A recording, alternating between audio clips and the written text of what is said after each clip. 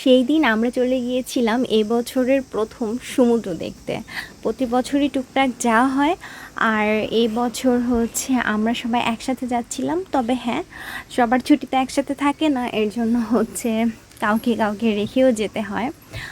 আর যাই হোক, আমার কাছে এই ব্যাপারটা খুবই এক্সাইটিং ছিল, কারণ আমার মেয়ের এটাই ছিল প্রথম সমুদ্র দেখা।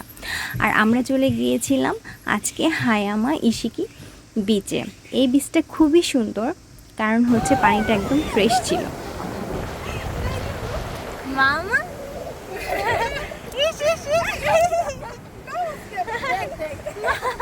মামা মামা এই যে যে হানুসি আল্লাহ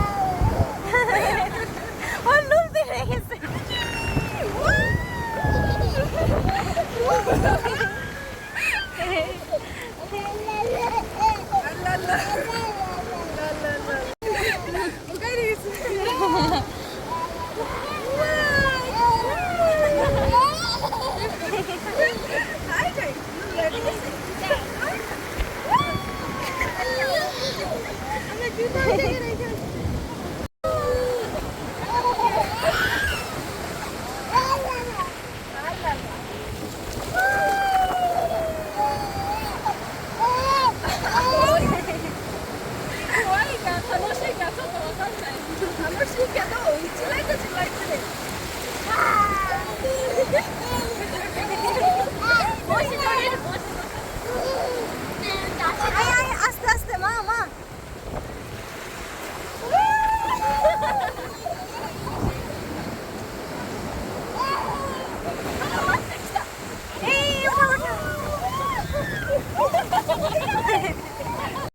আমার মেয়ে আজকে সুন্দর সানফ্লাওয়ারের একটা ড্রেস পরেছে। এই ড্রেসটা কিনে দিয়েছে তার রামিসা খালামণি। ঢেউগুলো যখন এসে বাড়ি খাচ্ছিল, আমার মেয়ে আমরা সবাই খুব এক্সাইটেড হয়ে যাচ্ছিলাম।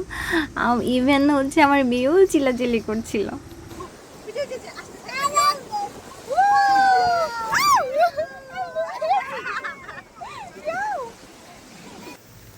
এটা ছিল বিরতি। সবাই হচ্ছে আমরা এখন রেস্ট নিচ্ছিলাম, খাচ্ছিলাম। আম্মু আব্বু হচ্ছে বাসা থেকে ভাত, চিকেন ফ্রাই, তারপর হচ্ছে কি বলে তরমুজ, মুড়ি মাখা এসবের ব্যবস্থা করে নিয়ে গেছিলো। আমরা সব এখানে বসে খাচ্ছিলাম। ভাইয়া এই তাঁবুটা টানিয়েছিল যাতে করে আমার মেয়ের রোদে কষ্ট না হয়। আর এই তো আরেক দফা সবাই কিন্তু সাগরে গেছে, অনেকে পানি টানিও খেয়েছে। দারুণ অভিজ্ঞতা। তো একটা হচ্ছে এখানে সাগরে কাপড় চেঞ্জ করার জায়গা থাকে, আলাদা শাওয়ার করারও ব্যবস্থা থাকে। তো কাপড় টাপড় চেঞ্জ করে এসে আমরা এখানে বসেছিলাম। এত সুন্দর, তখন এত ভালো লাগছিল, কারণ কি রোদটা যখন গড়িয়ে যায়, গরমের তাপটা কমে যায়, তখন খুব সুন্দর একটা আবহাওয়া, মানে ওয়েদারটা খুবই ভালো লাগে তখন। বা হালকা একটু বাতাস বাতাস, বা হালকা বাতাস না, বেশি বাতাস, কিন্তু হালকা একটু ঠান্ডা লাগে। আর শাওয়ার শেষে তো এমনিতেও ভালো লাগে।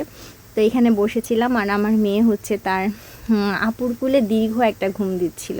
আপু বলতে নানু আর কি, কিন্তু ইয়াং তো, এর জন্য আপুই বলতে হবে, কি আর করা।